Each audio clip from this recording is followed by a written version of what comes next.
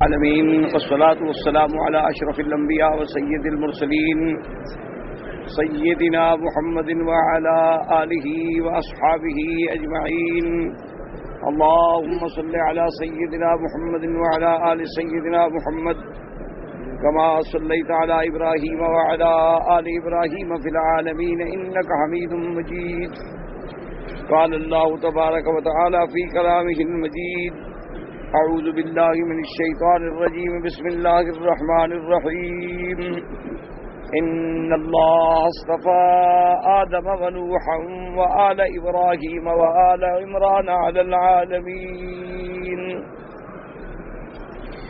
ذریۃ بعضها من بعض واللہ سمیع علیم اذ قالت امرأة عمران رب انی نذرت لك ما في بطني محررا فتقبل مني انك انت السميع العليم فلما وضعتها قالت رب انی وضعتها انثى والله اعلم بما وضعت وليس الذكر كالانثى واني سميتها مريم وَإِنِّي أُعِيذُهَا بِكَ وَذُرِّيَّتَهَا مِنَ الشَّيْطَانِ الرَّجِيمِ۔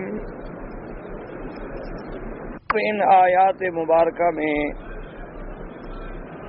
اللہ تبارک و تعالی جل شانہ نے انبیاء اور رسل کے بارے میں کچھ اجمالی اور بعض تفصیلی واقعات ذکر فرمائے۔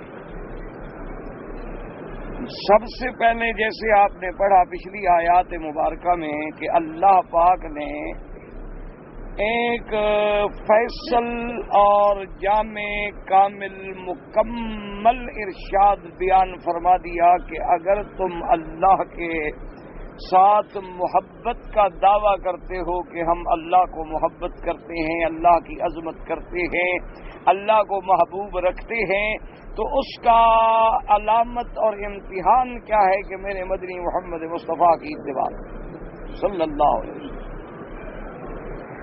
جب تم اتباع میں کامل بن جاؤ گے، اتباع اور اطاعت رسول میں آ جاؤ گے، تو اب صرف یہ نہیں کہ تم اللہ کو محبوب رکھو گے بلکہ اللہ تمہیں اپنا محبوب بنا لے، تم اللہ کے محبوب بندوں میں شمار ہو جاؤ۔ اور اللہ تبارک و تعالی جب محبوب بنا دیں گے، تمہارے اگر گناہ ہوں گے وہ بھی معاف فرما دیں گے، اگر گناہ نہیں ہیں تو درجات بلند فرما دیں گے، کیونکہ اللہ بخشنے والے ہیں، اللہ مہربان۔ اور ساتھ یہ فرما دیا کہ اطیع اللہ والرسول، اللہ کی اطاعت کرو اور اس کے رسول کی اطاعت، کیونکہ اللہ کی اطاعت کا علم ہمیں حاصل نہیں ہو سکتا ماں سوائے پیغمبر کے۔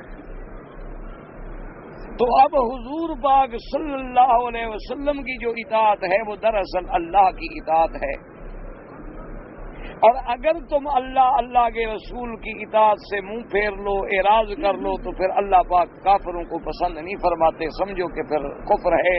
اعراض عن طاعت اللہ اور اعراض عن طاعت الرسول صلی اللہ علیہ وسلم جو ہے وہ کفر ہے۔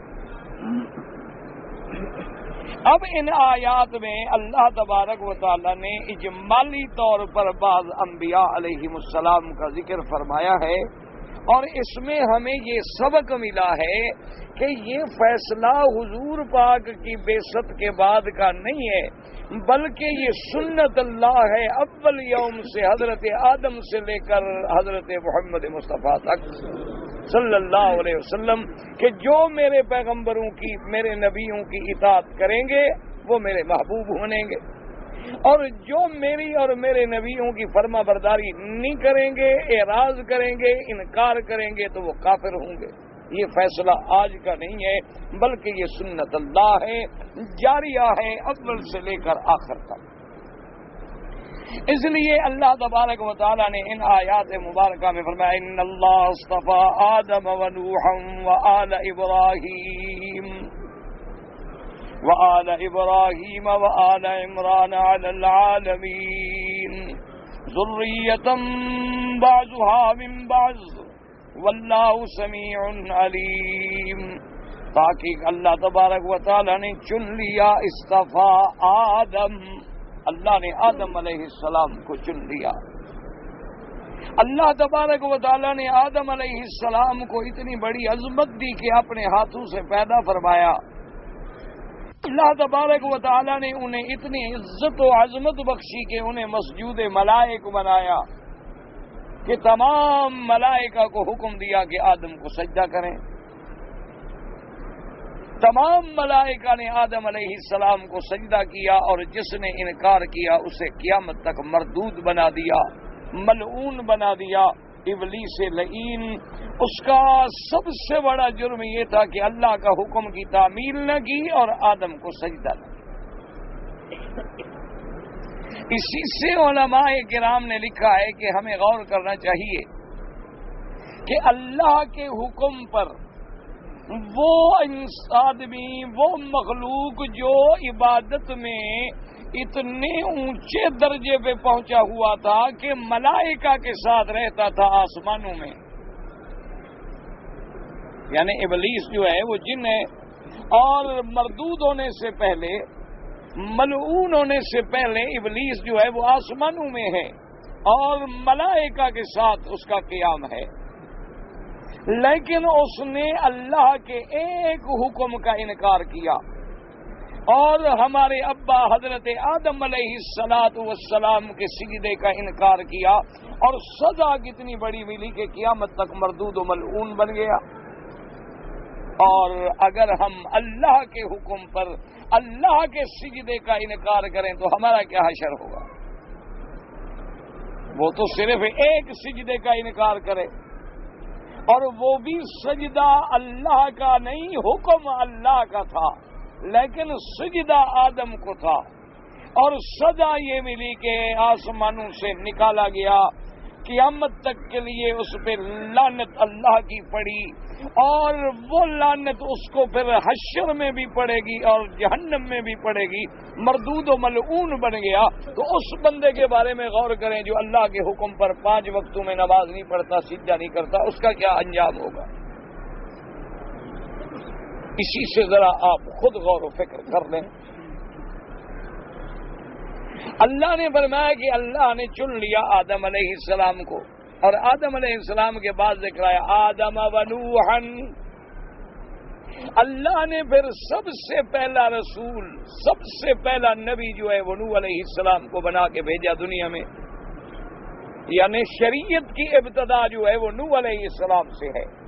آدم علیہ السلام جب آئے ہیں تو کوئی کتاب یا شریعت لے کے نہیں آئے۔ اول رسول و اول نبی، سب سے پہلا رسول، پہلا نبی حضرت نوح علیہ السلام، اور حضرت نوح علیہ السلام کو اللہ نے اتنی طویل عمر عطا فرمائی تھی کہ 1500 سال آپ کی عمر تھی۔ 850-900 سال جو ہے، الف سنتن الا 50 عامن، یہ مدت دعوت ہے، تبلیغ کی مدت ہے کہ 950 سال تک آپ نے قوم کو دعوت دی۔ 40 سال کے بعد نبوت ملی، 950 سال تک دعوت دی، قوم نے انحراف کیا، بد دعا کی، اللہ نے پوری قوم کو غرق کر دیا۔ اس کے بعد بھی حضرت نوح علیہ السلام 50 سال یا 60 سال زندہ رہے، لہذا حضرت نوح علیہ السلام کی عمر جو ہے وہ تقریباً 1050 سال ہے۔ اس میں انہوں نے دعوت دی، لیکن قوم اتنی، اللہ معاف کرے، سرکش نکلی کہ صرف وہ لوگ ماننے والے بنے جو نوح علیہ السلام کے ساتھ کشتی میں آ گئے۔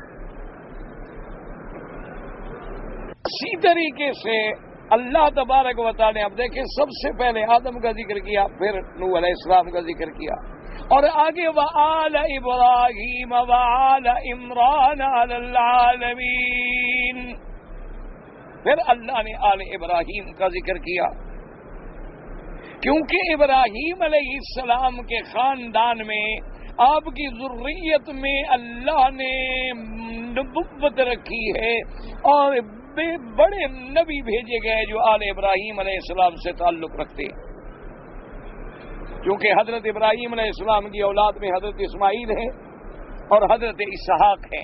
علیہ السلام، اور پھر حضرت اسحاق کی اولاد میں حضرت یعقوب علیہ السلام ہے.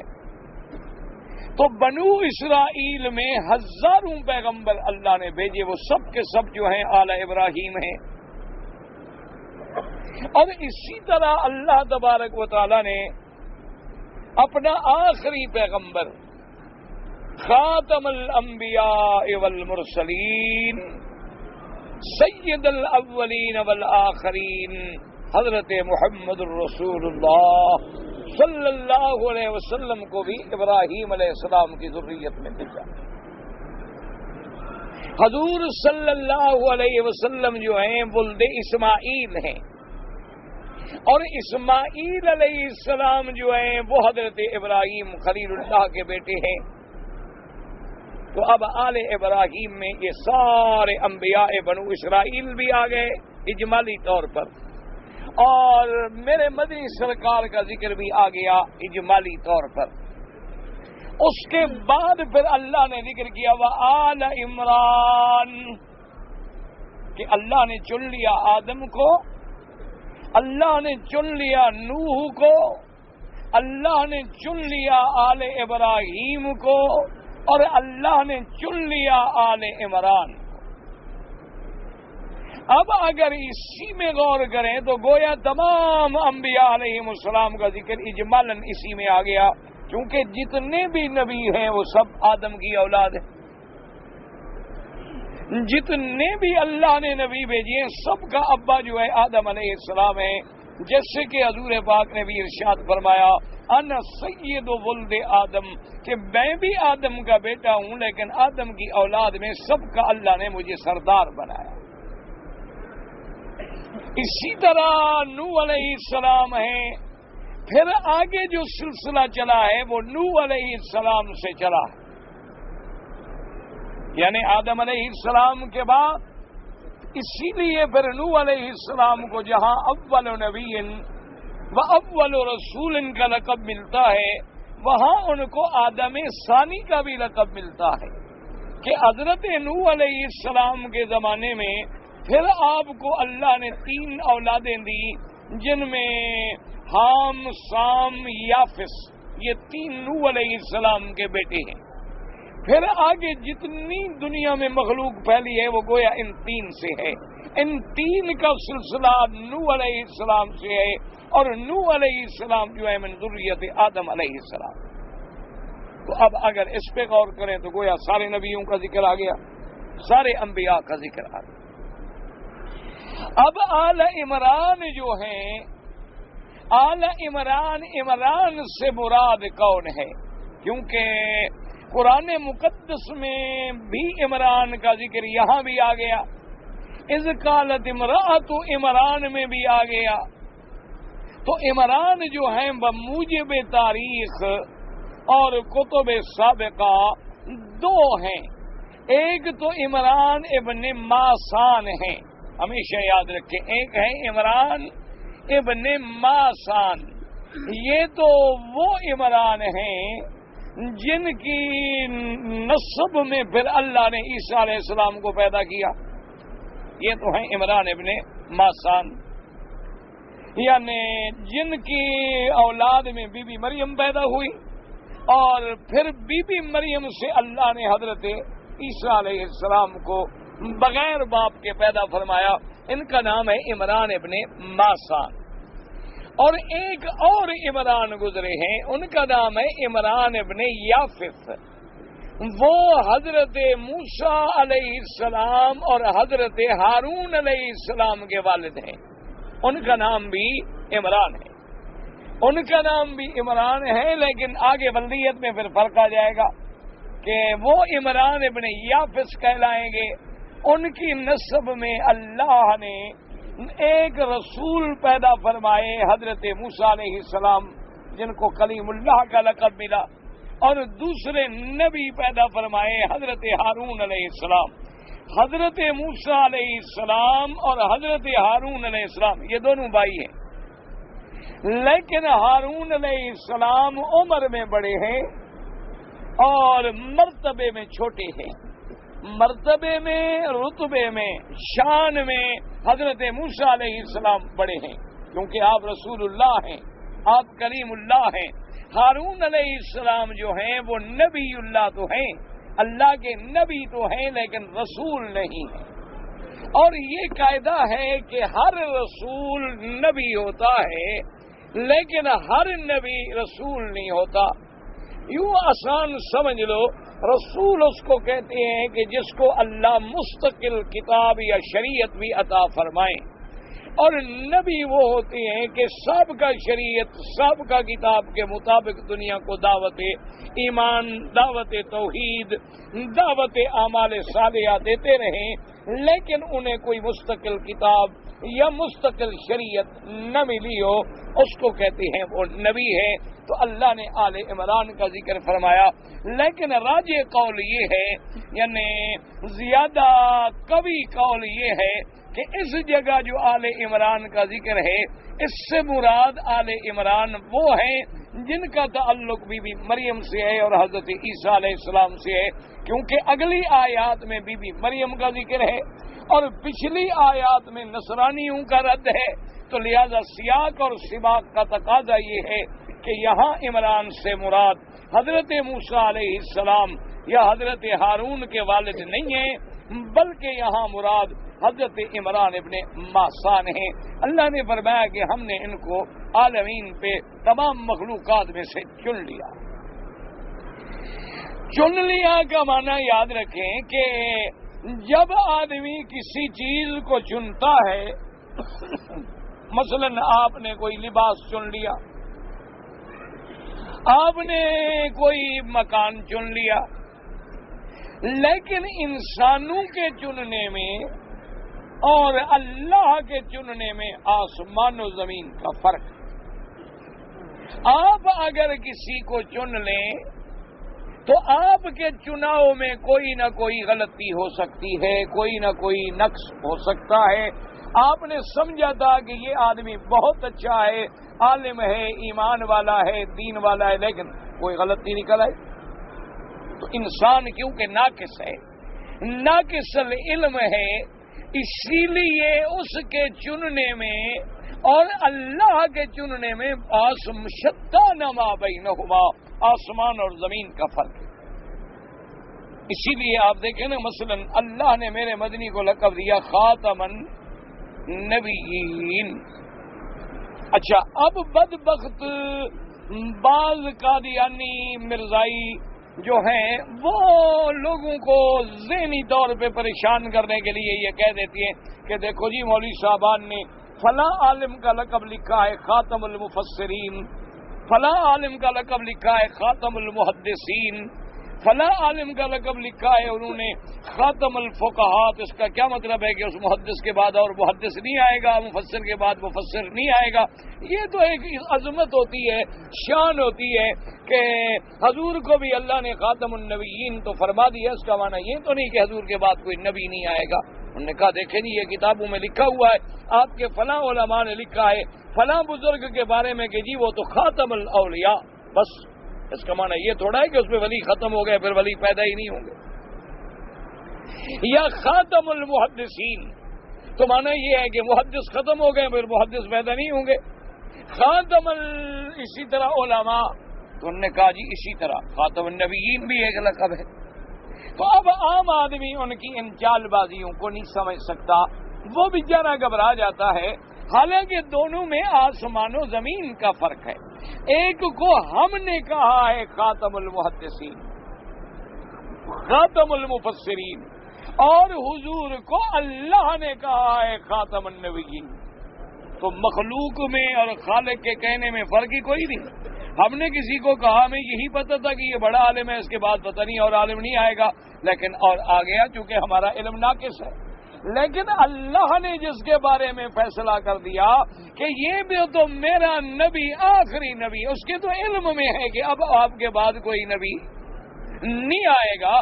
اللہ کا کسی کو لقب دینا علیحدہ بات ہے، بندوں کا کسی کی تعریف کرنا علیحدہ بات ہے، لیکن جی ہم ساری مخلوق مل کے اگر میرے مدنی کی تعریف کریں ہمیں تو ثواب ملے گا۔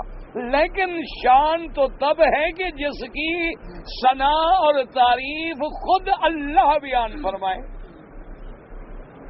دیکھو نا جی، ہم روز درود پڑھتے ہیں الحمدللہ، اللہ نصیب کرے ہر مسلمان کو، لیکن ایک شان تو یہ ہے نا کہ جس پہ اللہ درود بھیجے. تو آسمان زمین کا فرق ہے. بندوں کا درود بھیجنا کجا، مخلوق کا درود پڑھنا جو ہے وہ کجا، اور اللہ کا درود بھیجنا جو ہے وہ کجا. تو آسمان و زمین کا درمیان میں فرق آ جائے گا. تو اب جن لوگوں کو اللہ نے چن لیا ہے، اس لیے فرمایا ان اللہ اصطفیٰ آدم و نوحا وآل ابراہیم وآل عمران علی العالمین. اور کہیں اللہ فرماتی ہے اللہ اعلم حیث یجعل رسالتہ، اور اللہ تبارک و تعالیٰ کہیں فرماتی اللہ یصطفی من الملائکۃ رسلا ومن الناس. اللہ فرماتی ہے کہ اللہ چن لیتے ہیں کہ ملائکہ میں ہم نے کس کو رسول بنانا ہے اور بندوں میں ہم نے کس کو رسول بنانا ہے. اور فرمایا میرے رب نے اللہ اعلم، اللہ جاننے والے ہیں کہ میری رسالت کے تاج پہننے کا حقدار کون. اور جن کو اللہ نے چن لیا ہے، مانا ان کے اندر کسی قسم کا بھی پھر کوئی نقص نہیں ہوتا، نہ ان میں ظاہری نقص ہوتا ہے، نہ ان میں باطنی نقص ہوتا ہے، نہ ان کے اخلاق میں کوئی نقص ہوتا ہے، نہ ان کے کردار میں کوئی نقص ہوتا ہے، کیونکہ وہ تو اللہ کے چنے ہوئے ہیں اور اللہ کا علم کامل ہے. اس میں جب اللہ کا علم نقص سے پاک ہے تو ان کے چنے ہوئے جو ہیں وہ بھی نقص سے پاک ہو جاتے ہیں. اس لیے انبیاء معصوم ہوتے ہیں، اللہ تبارک و تعالیٰ نے انہیں ہر گناہوں سے محفوظ اور پاک رکھا. اب جناب یہ بھی آگے مسئلہ بیان فرما دیا میرے پروردگار عالم نے. ایک تو فرمایا کہ ان کو ہم نے چن لی. اچھا، ان کا ذکر کیوں آیا؟ یہ تو اجمالی ذکر ہے، اس لیے ان کا ذکر آیا کہ آدم علیہ السلام کو بھی لوگ مانتے کہ جی ابا آدم ہم سب مانتے. اچھا، جو مسلمان ہیں وہ بھی مانتے ہیں اور جو اسلام نہیں لے آئے وہ بھی مانتے. اسی طرح سیدنا ابراہیم علیہ السلام وہ بھی ایسی شخصیت عظیمہ ہیں کہ جن کو سب مانتے تھے. یعنی مسلمان ہم تو مانتے ہیں ہی، ہم تو ہیں ہی ملت ابراہیم پر، میرا تو کوئی شبہ نہیں ہے. لیکن مکے کے مشرک اور کافر بھی ابراہیم علیہ السلام کو مانتے تھے. وہ بھی اپنے عقل میں یہ دعویٰ کرتے تھے کہ ہم ابراہیم علیہ السلام کے دین پہ ہیں اور ہم ابراہیم علیہ السلام کے بنائے ہوئے کعبے کے مجاور ہیں اور ہم تو دین ابراہیم کو مانتے ہیں. اچھا، خدا کی شان دیکھیں کہ یہودی جو ہیں وہ بھی یہ دعویٰ کرتے تھے کہ ہم دین ابراہیم پہ ہیں، اور دراصل یہ دین یہودیت جو ہے یہ دین ابراہیم ہی تو ہے. ان کا بھی یہ دعوت، نصرانیوں کا بھی یہ دعویٰ تھا کہ بھی دین نصرانیت جو ہے یہی تو دراصل دین ابراہیم ہے. ان کا بھی دعویٰ تھا، وہ بھی مانتے تھے. اور اسی طرح اللہ پاک نے قرآن مقدس میں یاد رکھے، ایک ہوتا ہے ماننا، کہہ دینا کہ جی ہم جیسے آج ہمارے مسلمان ماشاءاللہ کوئی ایسا ہے جو حضور کو نہ مانتا ہو. کوئی مسلمان آپ نے ایسا دیکھا ہے؟ دیکھا نہیں. ماشاءاللہ آج رجب کی رات ہے تو حرم شریف بھرا ہوا ہے، صبح کی نماز نہیں پڑھیں گے کیوں؟ رات معراج کی گزر گئی، پھر نماز کی کیا ضرورت؟ آج بڑے شوق سے ماشاءاللہ آئیں گے، عمرے کریں گے، طواف کریں گے، ساری رات جناب عبادت کریں گے، اور جب جناب رات گزر جائے گی صبح ذرا مہربانی کر کے چل پھر کے حرم کے باہر دیکھ لینا، کچھ سو رہا ہوگا، کوئی گاڑی کی تلاش میں کھڑا ہوگا، کوئی ٹیکسی پکڑ رہا ہوگا، کوئی موٹر کے لیے کھڑا ہوگا کہ واپسی ڈیوٹی پہ جانا ہے، نماز جاتی ہے، چلی جا بس رات معراج والی، معراج تو ہو گیا. مانتے تو ہم بھی ہیں، اور آج تک ہمیں یہ سمجھ نہیں آیا کہ 27 معراج کی رات کو معراج کی رات کہنے کا مقصد کیا ہے، کہ یعنی حضور کو آج معراج ہوگا یا معراج ہو گیا. ٹھنڈے دل سے غور کریں، کبھی غور کر کے سوچیں تو صحیح نا ایک مسئلے پر. ایک تو سب سے پہلی بات یہ یاد رکھیں کہ علماء کے نزدیک 27 رجب پر کوئی اتفاق نہیں ہے. ایک مسئلے کو سمجھیں. مشکل یہ ہے کہ مسئلہ سمجھاؤ تو وہاں بھی، اور اگر بالکل جھوٹی مکذوبہ موضوعہ گھڑی ہوئی روایتیں سناؤ تو سبحان اللہ ماشاء اللہ جی، یہ مولوی جو ہے نا پہنچا ہوا ہے. شریعت اور طریقت کا جناب مجموعہ ہے. اب مشکل یہ ہے، لیکن دعا کرو اللہ ہمیں ہدایت. دیکھو نا، ایک ہے لوگوں کو خوش کرنا، ایک ہے اللہ کو راضی کرنا. اگر ہم نے جھوٹ بول کے تمہیں خوش کر لیا اور اپنی قبر اور حشر خراب کر لیا، ہمیں کیا انعام ملا؟ ایک یہ ہے کہ ہم سچی بات کہہ کے اللہ کو راضی کر لیں، آپ ناراض ہوتے ہیں تو ہو جائیں، اصل تو اللہ کی رضا ہے. اب جناب سمجھیں، پہلی بات تو یہ یاد رکھیں کہ معراج شریف کے بارے میں کوئی اتفاق نہیں ہے اس بات پر کہ 27 رجب کی رات تھی، بلکہ یہ بھی ایک قول ہے. ورنہ معراج کے بارے میں ربیع الثانی کا مہینہ بھی موجود ہے، ربیع الاول کا مہینہ بھی موجود ہے، رجب کا مہینہ بھی موجود ہے، اور پھر 27 کی رات کا معین کرنا جو ہے یہ بھی بڑا مشکل ہے، اس لیے کہ جب معراج ہوا تاریخ مرتب ہی نہیں تھی. سمجھے مسئلے کو، یعنی اس وقت تک تو تاریخ کا انتظام تھا ہی نہیں. اور جو پہلے لوگ چلے آ رہے تھے، مثلا پڑھے لکھے لوگ نصرانی یا یہودی، ان کا تو تاریخ ہجری سے واسطہ کوئی نہیں تھا، ان کا تعلق تھا تاریخ شمسی سے، تاریخ عیسوی سے. تاریخ ہجری جو ابتدا ہوئی ہے مسلمانوں کی، اس کی تو ابتدا مدینہ منورہ میں ہوئی ہے، اور صحابہ کے زمانے میں حضور کی وفات کے بعد. حضور صلی اللہ علیہ وسلم کی وفات کے بعد جب صحابہ نے کہا کہ بھی کوئی تاریخ کا انتظام ہونا چاہیے، آخر ہم نے بھی دنیا میں اب اللہ نے عزت دی ہے، اسلام پھیلتا چلا جا رہا ہے، اور اللہ کی رحمت سے اسلام لاکھوں مربع میل پر اسلام کے پرچم لہرا گئے ہیں، تو اب کوئی نظام ہونا چاہیے تاریخ کا. تو تمام صحابہ نے اکٹھے ہو کر ارباب حل و عقد نے مشورے کیے. بعد نے کہا کہ جس دن حضور پیدا ہوئے ہیں اسی دن سے ہم تاریخ شروع کریں، لیکن صحابہ نے انکار کر دیا. انہوں نے کہا اگر ہم ایسا کریں گے تو پھر ہمارا اور عیسائیوں کا کیا فرق ہے؟ وہ بھی تو اسی میلاد کے چکر میں ہیں کہ انہوں نے بھی اپنی تاریخ جو ہے وہ میلادی رکھی ہوئی ہے کہ جس دن عیسیٰ علیہ السلام پیدا ہوئے، اسی سے انہوں نے عیسیٰ کا یوم ولادت منایا. اسی رسم میں پھر ان کی ہر بندے نے برتھ ڈے منانا شروع کیا، جو آج مسلمانوں میں بھی ایک عذاب بن کے مسلط ہے. دراصل عیسائیوں کی ابتدا ہے. پوری تاریخ عالم اٹھا کے دیکھ لیں، پڑھ لیں، سمجھ لیں، نہ مانیں یہ آپ کی مرضی ہے، ہمارے ذمہ منوانا نہیں، ہمارے ذمہ بات پہنچانا ہے اور بتلانا ہے. اب جناب بعض لوگوں نے کہا کہ ایسا کرتے ہیں ہم تاریخ کی ابتدا اس دن کریں جس دن قرآن اترا ہے. تو بعض صحابہ نے کہا کہ یہ بات بھی ٹھیک نہیں ہے، قرآن تو پھر 23 سال اترتا رہا ہے، مکے میں بھی اترا، مدینے میں بھی اترا، غار حرا پہ اگر اترا تو غار ثور میں بھی اترا، ہجرت کی رات بھی قرآن اترا، عرفات میں بھی، مینا میں بھی، حدیبیہ میں بھی، مکے مدینے کے راستے میں بھی، بدر میں بھی. تو پھر یہ بات بھی ذرا ٹھیک نہیں بنتی. تو آخر میں بہرحال صحابہ نے کہا اچھا یوں کرتے ہیں کہ حضور کی زندگی کے دو دور ہیں، ایک مکی زندگی ہے، ایک مدنی زندگی ہے. مکی زندگی حضور کے ابتلا، امتحان، اختبار، مصائب، آلام کا دور ہے، اور مدنی زندگی حضور کی فتوحات، کامرانی، عظمت کا دور ہے. تو جس دن حضور نے ہجرت فرمائی ہے اسی دن سے کسی پہ اتفاق ہو گیا.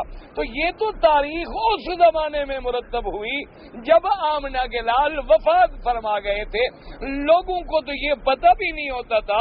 یعنی جب عرب سے پوچھا جاتا کہ مدنی پاک کب پیدا ہوئے تو پتہ عرب کیا کہتے تھے؟ ولد فی سنۃ الفیل.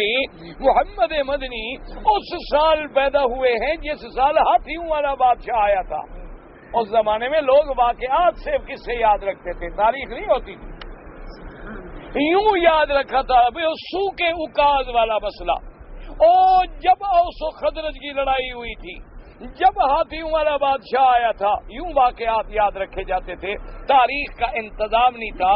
تو پھر 27 کو ہم نے کہاں سے محفوظ کر لیا؟ ٹھنڈے دل سے غور کریں اور سوچیں. اور دوسری بات